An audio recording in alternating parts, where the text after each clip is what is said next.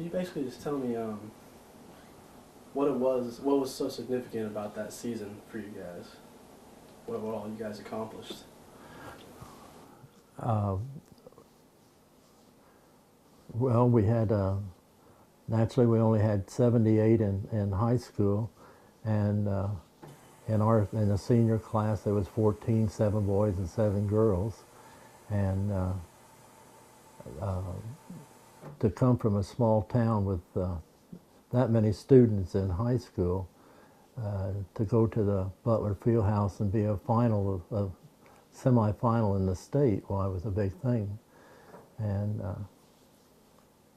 when we went over there, we took a caravan, and they must have been 75 to 100 cars in the caravan, and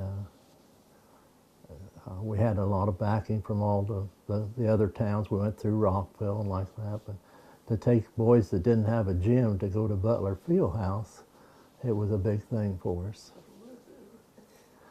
But you were saying you actually had to share the gym with the band, and at that time, yes, the band had moved into the gym that we had up here, and so we had to practice and play other games away in other places, like Rockville, Hillsdale, Marshall, Indiana. But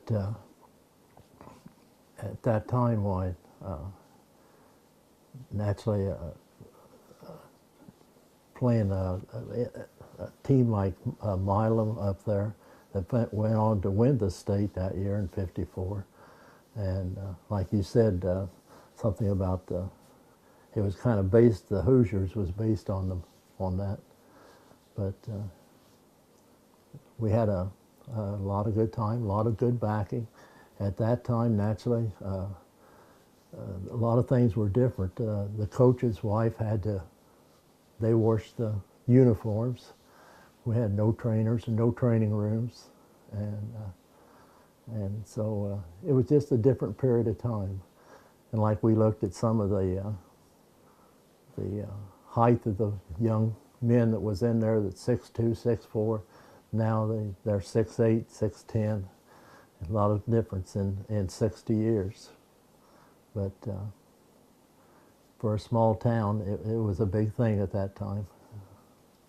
What would you say you remember most from that season? Well, there was a lot of highlights in that year. We won a lot of games, and everybody got along real well, and I guess the highlight was when we won the regional over at Greencastle.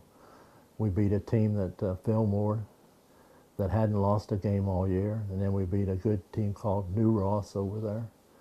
And then the idea of us going to Sweet 16 was a pretty much of a highlight, I guess, of the basketball season. And you're saying how much the game has changed. Like, how often did jump shots, like you said, like that was a rare thing then? That was kind of a rare thing. That was just starting out, the jump shots, and we had a Dick Pittman he was kind of he could jump really high, and he kind of developed that over everybody else, and scoring. Naturally, back then, the game was a little bit different than it is now. We scored a lot of points, but there was no three-point play back then, and you couldn't dunk the ball. And naturally, I don't think half of us could dunk it anyway, so it didn't really matter. But now with the young ladies and the young men that plays, they have the weight rooms and the trainers and the facilities to improve on being better basketball players. Our team 60 years ago could not even compete with the young players of today. They're just so much better today than what we were. But it was sure fun. but the whole year was a really exciting time for the ball players and for the fans too. Now, looking back now, Milan's probably one of the more famous teams in Indiana basketball. Yes. Was it that big of a hype at the time? Like two small schools going at it in a tournament like that? They did. The Indianapolis papers really hyped it up to being two small schools fighting it out, and with Muncie Central there and the Addicts there playing. And like we mentioned, Oscar Robinson was a sophomore that year up there, and they were a great team. Another one of the highlights, I guess, was when Bobby Plump made the basket right at the end. They pulled the four players off from Milam to put them over to the side. Bobby Plump just took the ball and went out in the middle, and made a little shot, and that was the end of the game. But and how close were you guys to actually beating them in your game?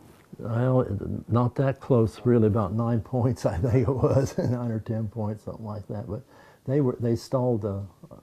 They were a team that just hold the ball. That's the reason most of their scores was real low, but they had good players. They had good players, but I don't know. Just playing over at Butler Fieldhouse was a big experience over there too. For us to come from a school and a district here where we had 10 schools in Park County at that time, and schools that you go to and they'd have coal stoves in the end of them to keep you warm, you know. And it's like I say, it was just a different era at this, you know, a different time.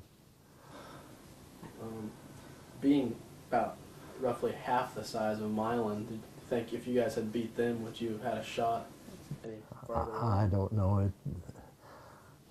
I don't know. We was so nervous over there, it probably wouldn't have. But we had a great coach. He had been wounded in World War II. He was in Germany. He'd been wounded over there, and he come back and got his degree at Indiana State. And his name was Bill Richardson. Like I say, he just passed away this year, and he was a great coach. But I don't know what else. Not much you can say on it, but. And years later, when Hoosiers actually came out, did you and any other guys think like, wow, we played against that team? No, I don't think so. But we do watch Hoosiers every time it comes on. Tell them about meeting everybody over at Rockville. Oh yeah, they had a movie over at Rockville, the Hoosiers, and that Milam, a couple of players come down from Milam, and we had 3 or 4 from on our team that was over there, and we got together again. And, I'd like to have that on too. but like I say, we've lost 5 out of the 10 now, and I guess we're just getting old.